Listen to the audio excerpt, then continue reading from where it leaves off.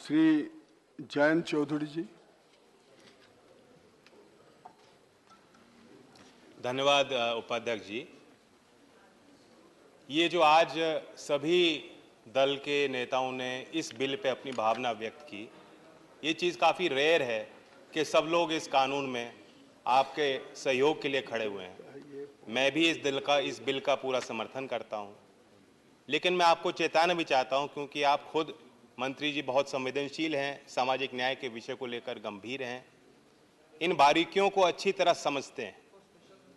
जो कई सांसदों ने ये चिंता जाहिर की, अपने प्रदेश की बात की, उस तरफ से माननीय वरिष्ठ सांसद ने बताया कि नदी पार एक जाति का दर्जा बदल जाता है, दूसरी नदी के दूसरे छोर पे वो जाति का दर्जा दूसरा होता है।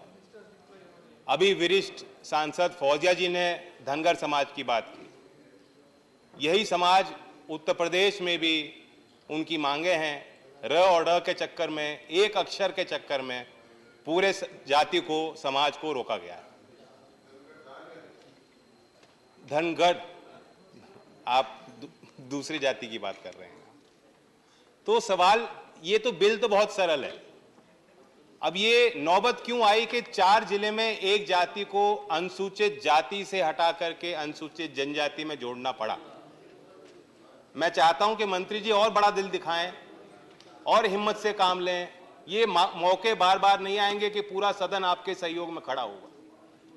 कितनी ऐसी जातियां हैं, कितने ऐसे विषय हैं जो सरकारी जाल में फंसे हुए हैं। आप आकलन कीजिए, सर्वेक्षण कीजिए। मैं कोल जाति की बात करना चाहता हूं। लगभग 7.5 लाख कोल समाज के लोग उत्तर प्रदेश में विराजमान हैं।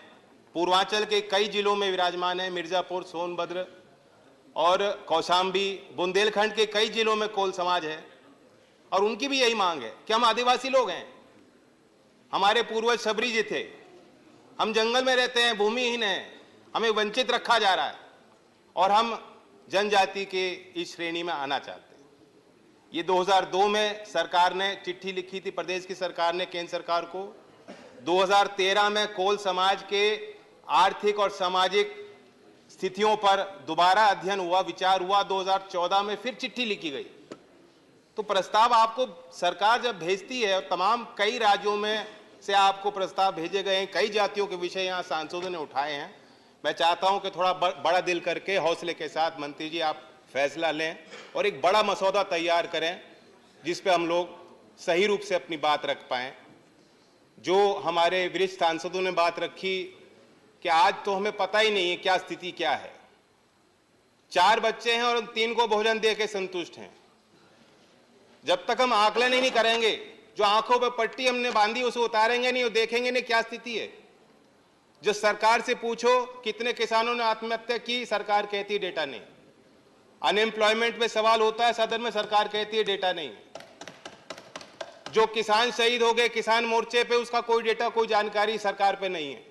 कम से कम इस मसौदे पे जो जानकारी आप इकट्ठा कर सकते हो उसे तैयार कीजिए। जाति गणना के समर्थन में मैं आज सदन में खड़ा हूं।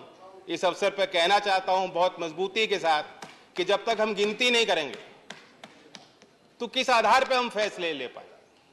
और बाकी ये बिल बहुत सरल है जैसे मैंने कहा, लेकिन ये ऊंट के मुंह में जीरा है।